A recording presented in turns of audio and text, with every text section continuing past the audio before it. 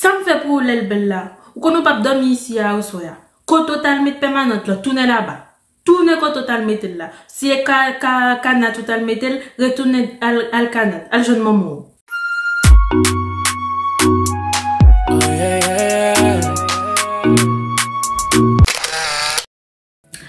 Hey, c'est qu'en fait, aujourd'hui on se retrouve pour une nouvelle vidéo.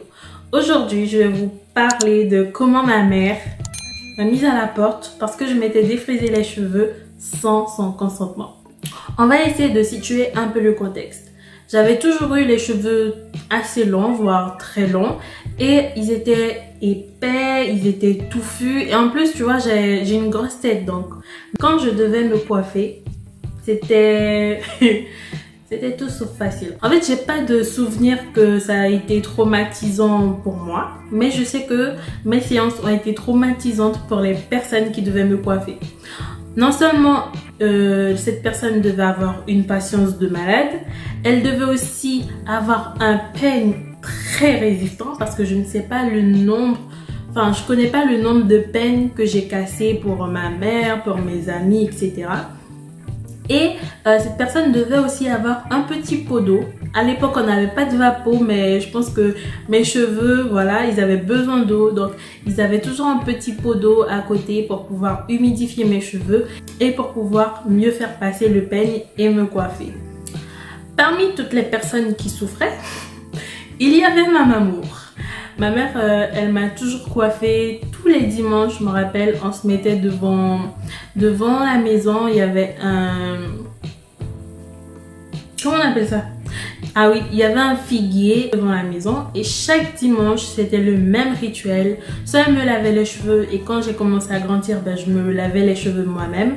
Et du coup, elle devait me coiffer sous le figuier. Ma coiffure préférée de la mort, c'était les boudins. Je sais pas comment on appelle ça en français, mais moi c'était les boudins. Je me sentais trop fraîche avec cette coiffure, tu vois. Je me sentais trop fraîche. Parmi toutes les personnes qui me coiffaient régulièrement, donc je vous ai dit qu'il y avait ma mère. Il y avait aussi ma voisine, Ashmid. Je sais que tu as beaucoup souffert avec mes cheveux. Et on a aussi une cousine à mon père, on va l'appeler Nat. Enfin, quand j'étais petite, j'étais tout le temps fourrée chez elle, j'étais tout le temps avec elle. Si elle se déplaçait, fallait que je sois là, bon bref. Donc j'ai grandi comme ça où ma mère, Nat et Ashmid me coiffaient de temps en temps, elles alternaient et tout et tout. Et on va dire que j'ai commencé à grandir. J'ai commencé à grandir et j'ai commencé à voir que tout le monde, toutes les personnes qui étaient autour de moi étaient défrisées. Et j'étais encore au collège, j'avais mes cheveux crépus et je devais me faire mes nattes et je devais ci et je devais ça. Et je sais pas pour vous, mais moi, en fait, pour moi, quand tu étais défrisée, quand tu avais les cheveux défrisés, c'était synonyme de tu n'es plus une petite fille, tu as grandi, maintenant tu es une dame, tu peux avoir les cheveux au vent, tu peux te faire des choux, tu peux te faire des chignons, tu n'es plus obligé de faire des tresses chaque semaine. Et moi, c'est ce que je voulais ça. Toutes mes copines, toutes mes cousines étaient défrisées et moi, rien du tout. Et à chaque fois que je demandais à ma mère, maman, est-ce que tu peux me défriser les cheveux? Est-ce que je peux faire ci? Est-ce que je peux faire ça? Elle me disait non, tu as de bons cheveux, on va juste essayer de trouver des produits pour les assouplir, pour ne pas forcément les défriser. En fait, pour la petite anecdote, ma mère a toujours eu les cheveux crépus jusqu'à sa trentaine. Donc, elle a dû venir en Guyane et du coup, sous les conseils de ses amis, elle s'est défrisé les cheveux.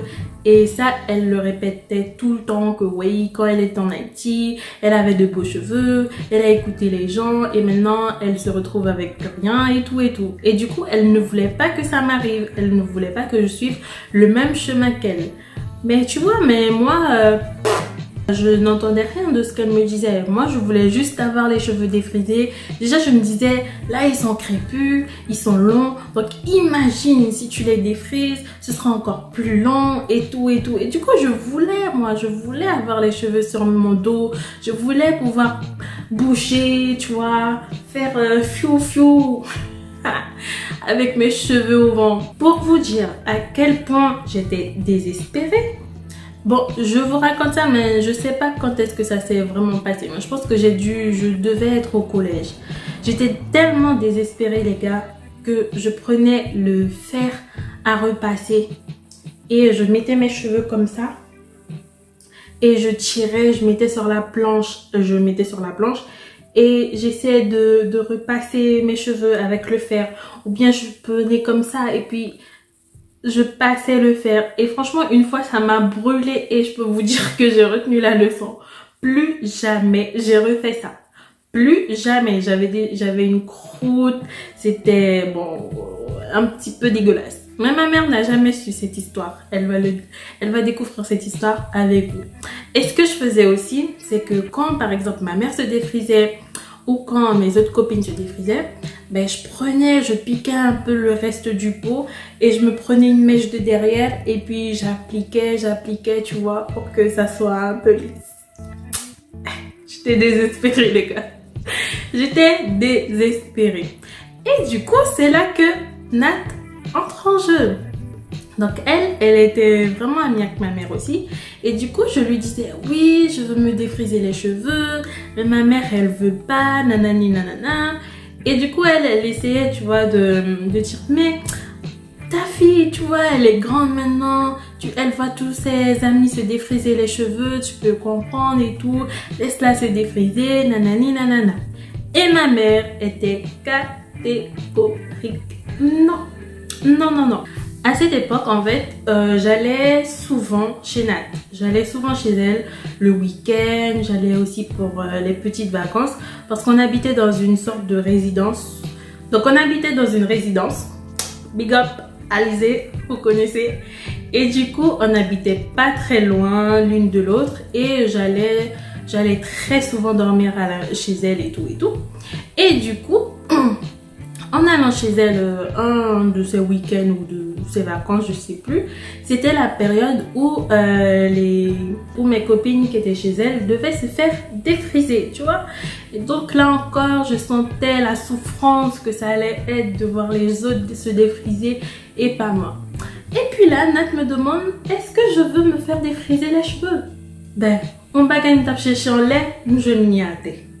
J'ai dit, bien sûr, oui, je veux me faire défriser les cheveux. Elle m'a dit, tu es sûre? J'ai dit, oui, je veux me faire défriser les cheveux. Elle m'a dit, ben ok, pas de souci. Du coup, elle a pris son pot de défrisant, elle a fait le mélange et tout et tout. Elle a appliqué sur mes cheveux. Après, on a rincé, mes cheveux tombaient en cascade sur mon dos et j'étais dosée. Franchement, il n'y avait pas plus fraîche que moi. Je sautais, tu vois, je sautais pour que ça fasse fiou et que ça redescende sur mon dos. Ah non, les gars, non, j'étais bien jusqu'à ce que... J'étais bien. Donc je disais que j'étais bien jusqu'à ce que il faut bien rentrer chez moi, hein. Je vivais pas chez Nat, donc il fallait que je me confronte à ma mère. Et du coup, le soir, je traverse le terrain, toujours fraîche. Je secoue mes cheveux. Les autres, ils me regardent parce qu'ils m'avaient jamais vu avec les cheveux défrisés. Tu vois, je vis mon moment et tout. Et là, je rentre à la maison. Ma mère, elle était dans sa chambre. Je sais plus ce qu'elle faisait, mais elle était dans la chambre. Et du coup, là, je me pointe, je dis... Tada! Et du coup, elle me regarde, elle me fait... Ça que note est tout là. Et puis, me met permanente. Ou pas, j'en cheveux à belle, li long. Nathalie, qui met elle pour moi. Et pas vrai. Et pas vrai, Luna. Ou même qui fait ça. Non, et pas vrai. Nathalie, pas fait ça tout. Mais maman, ou pas, j'en belle. Ou pas, j'en cheveux à belle. Ou pas, ouais. Ou pas, ouais, j'en le fais bien. Ça me fait pour l'aile belle là. Ou qu'on n'a pas dormi ici à Osoya. Qu'on totalement permanente là, tourner là-bas. Tourner qu'on totalement là. Si est canat totalement retourner al canat, al jeune maman. Tu vois, moi, quand ma mère elle m'a dit tout ça, j'étais en panique. J'étais en panique et tout. Je me disais, oui, mais là maintenant c'est déjà fait. De toute façon, c'est déjà fait. Après, tu vois, moi j'étais du genre à me dire, ce que j'ai fait, je l'ai fait. Qu'elle me tape ou non, je vais pas en mourir. Donc si elle doit me taper, tu vois, je vais prendre mon bâton et après, la vie va reprendre son cours. Et de toute façon, c'est déjà fait, tu vois. Mais par contre, pour le fait de dormir dehors ou d'aller chez Nat, c'était pas possible. Du coup, ce que j'ai fait, ben, j'ai été voir qui? J'ai été voir papa. J'ai été voir papa et là je dis oui papa et tout. À un moment elle me dit de retourner chez Nat parce que je me suis fait défriser là-bas et tout. Mais regarde comment c'est joli, je comprends pas pourquoi elle veut pas, nanani nanana. Et du coup mon père quoi, il m'a dit ah t'inquiète pas, rentre dans ta chambre, va dans ta chambre et tout, ça va se régler dans les jours qui suivent, t'inquiète pas. Du coup, moi, ce que j'ai fait, ben, je suis rentrée dans ma chambre et tout, et puis, en vrai, je me sentais un peu mal, tu vois, parce que quand ma mère, elle ne me parle pas, je me sens mal, et elle a fait un certain nombre de temps à ne pas me parler. Après, elle me disait, oui, de toute façon, quand tes cheveux vont commencer à tomber, ne compte pas sur moi. Moi, je dépenserai pas un sou pour tes cheveux, nanani, nanana, parce que je t'avais dit non, tu m'as pas écouté. Et ben, quand tes cheveux vont se casser, tu iras trouver Nat et c'est elle qui réparera, nanani, nanana. Bon, et après, bon, évidemment, une mère reste une mère. Je suis la seule fille où ma mère, elle pouvait pas, donc c'est elle qui me faisait mes retouches. Elle m'achetait le défrisant parce que bon, je travaillais pas. Arrivé à un moment, elle m'amenait chez la coiffeuse. Je faisais mes retouches chez la coiffeuse, ce qui était... Le salon, il était au centre-ville. Et je me rappelle aussi que ma mère travaillait au centre-ville. Du coup, ben moi, j'y allais en bus. J'allais au salon en bus. Et après, on me donnait une petite tisane, un petit gâteau. Et puis, tu voyais ma mère débarquer avec son parapluie et tout, venir me récupérer au salon. Et quand elle rentrait, elle me voyait, tu vois, elle me regardait avec des yeux de tendresse, des yeux d'amour et tout. Et puis, tu vois, bon, c'est vrai que sur le coup, j'avais quoi? J'avais 14, 15... Bon, les zones là, je réalisais pas... Je réalisais pas ce qui se passait parce que je me disais, ben, c'est normal, c'est ma mère. C'est normal qu'elle m'amène chez la coiffeuse. C'est normal que, ben voilà, que j'ai des soins pour mes cheveux. C'est normal. Sauf que tu vois, maintenant, avec le recul, avec l'âge, je me dis, ben, en fait, toutes les filles n'allaient pas chez la coiffeuse pour se faire ses retouches. Et c'est pas comme si on était les personnes les plus aisées au monde. On roulait sur l'or. Du coup, en fait, ma mère, elle faisait tout ça parce que, ben, elle m'aimait et qu'elle voulait le meilleur pour moi, tu vois. Et franchement, quand je repense à toutes ces choses, je me dis que je dois carburer, tu vois, je dois carburer pour mettre mes parents bien parce que ils m'ont tellement chouchouté, tellement gâté quand j'étais... Pas gâtée dans le sens où la fille gâtée, hein, mais vraiment, ils m'ont donné ce que j'avais besoin, même plus. Et du coup, moi aussi, tu vois, je dois les mettre bien. Je dois les mettre bien. En conclusion, mes cheveux, franchement, mes cheveux défrisés, ils n'étaient pas cassants.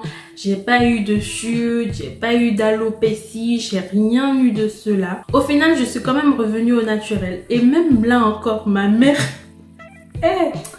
Même là encore, ma mère, elle m'a secouée. Je pense que je vais vous faire encore une autre story où je vous raconte comment s'est passé le jour où ma mère m'a découvert avec les cheveux rasés. S'il doit y avoir une morale dans cette histoire, et il y en a une, c'est que vous devez toujours écouter vos parents.